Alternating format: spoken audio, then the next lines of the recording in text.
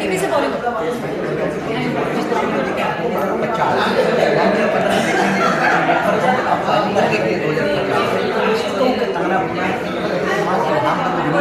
अपने परिवार के लिए पैसा है और टाइम नहीं है, पर रिश्ता ऐसे दुनिया के साथ किसी को नहीं पता है। हाँ। ये आप एक रिश्ता लेकर आए, रिश्ता बना दिया, आने वाला पीढ़ी के या देखने वाला पीढ़ी के लिए जगह बना दिया। Thank you. और बहुत खूबसूरती से आपने एक्सप्लेन किया। कहानी जो यही है कि एक बेटा है जो सोचता है कि वो अपने माँ बाप को बेटर लाइफ देना चाहता है, अब्रॉड रहता है, और उनको टेंशन और चिंता लगी रहती है कि माँ कैसे मैनेज करेगी, और माँ जो है अपने देश अपने घर रहना चाहती है। अब इस हालत में जब वो बीमार हो जाती है तो क्या होता है, वो कौन संभालेगा। तो यहाँ मेरी एंट्री होती है सरेला, जो केयर टेकर का जो किरदार है मैंने निभाया इसमें, और इन दोनों का जो रिश्ता है वो इतना ब्यूटीफुली इनका बॉन्ड बन जाता है और एक प्यार इनमें बन जाता है, और वो देखने को मिलेगा आपको इस कहानी में। तो बहुत अच्छी कहानी है और हर घर की कहानी है। मुझे तो लगता है हर कोई रिलेट कर पाएगा। बस हर सभी को टेंशन होती है कि हमारे माँ बाप को आगे जाकर जब बूढ़े हो जाएंगे इनको कैसे संभाला जाए। तो जब मैं भी देख रही थी, मेरे माँ बाप मेरे बगल में बैठे हुए थे, मैं भी यही सोच रही थी कि कल जाकर उनकी भी उम्र हो जाएगी, ऑलरेडी हो रहे हैं, मुझे भी टेंशन होने लगी। बट 2050 के ज़रिए हम यही बताना चाहते हैं कि ऐसी फैसिलिटीज़ हैं, ऐसे केयर टेकर्स हैं जो आपके माँ बाप को संभाल सकते हैं अपने फैमिली मेम्बर की तरह। लैंग्वेज बात है, लैंग्वेज बात है, डिफरेंट साउथ की टोन रखा आपने, क्या करेंगे तो एक्चुअली जब ये लक्ष्मी जी ने मुझे रोल ऑफर किया तो मैं खुद सोच रही थी कि क्या मैंने किसी केयर टेकर को बहुत नज़दीक से ऑब्जर्व किया है या किसी नर्स को बहुत नज़दीक से देखा है। तो मुझे याद आया कि कोविड के दौरान मेरी दादी भी काफ़ी बीमार हुई, तो हमने घर में होम आईसीयू बनाया था और वहाँ पर हमने एक नर्स को हायर किया था जो मलयाली नर्स थी। तो मुझे याद है कि वो किस तरह से मेरी दादी को संभाल रहे थे और अपनी खुद की लाइफ रिस्क में डालते हुए उनको संभाल रहे थे, प्यार से उनकी देखभाल कर रहे थे।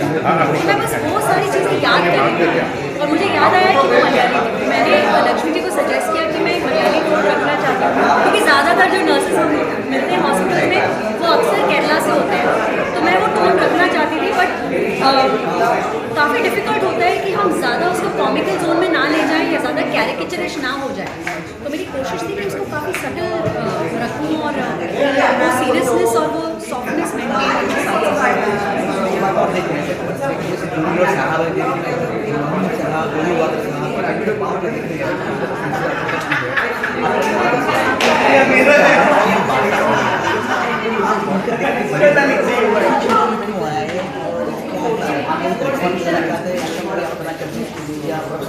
देखिए, मैं अपनी तरफ से जो मेरे माँ बाप ने पहले मुझे कहा करने के लिए, मैं सारी चीज़ें की। मैंने कहा पढ़ाई कर लो, मास्टर्स कर लो, जॉब कर लो, सारी चीज़ें कर ली।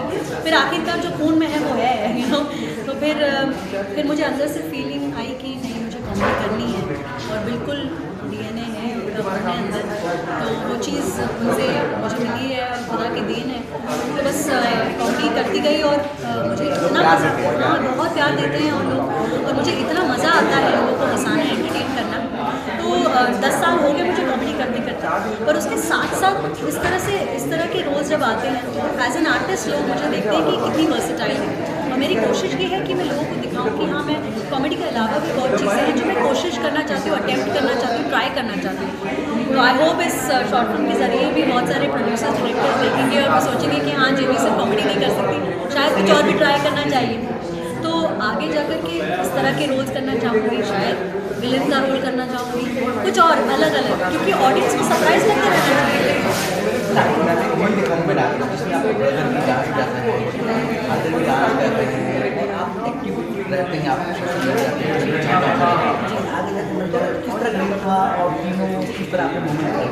बस आई थिंक डैडी देखते हैं मुझे कि मैं रेगुलरली वीडियोस बनाती हूँ, तो उनको बड़ी खुशी होती है। और जब उनके फ्रेंड्स कॉल करके बोलते हैं ना कि हाँ, आपकी बेटी का वीडियो देखा, अरे क्या मज़ेदार था, क्या फ़नी था, और उनको अमेरिका से कॉल्स आ रहे हैं, दुबई से कॉल्स आ रहे हैं, तो डैडी ने कहा यार तुम मेरे साथ क्यों नहीं वीडियो बनाती, हम तीनों साथ मिल करके डांस करेंगे। तो उनका आइडिया था कि हम साथ में हमने हम डांस करेंगे, तो एक वीडियो सॉन्ग निकाला हमने साथ में किया और बड़ा मज़ा आया।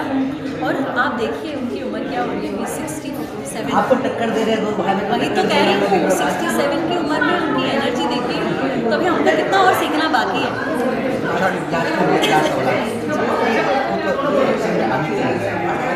मुकाम को बचपन किसके साथ काम कर सपना है पवन कोई एक्टर होगा जो बचपन से किसी साथ काम करेंगे? आई थिंक सबसे मेरी डैड की सबसे फेवरेट फिल्म जो मेरी है वो है बाजीगर, जिसमें शाहरुख खान जी हैं। और शाहरुख खान जी से मेरी मुलाकात एक बार हुई है जहाँ पर एक रियलिटी शो था, होस्ट कर रहे थे, उन्होंने हमें बुलाया था और वो क्या शख्स है, मतलब सल्यूट। तो मेरी एक इच्छा है कि कभी कभी एक अपॉर्चुनिटी मिले तो मैं उनके साथ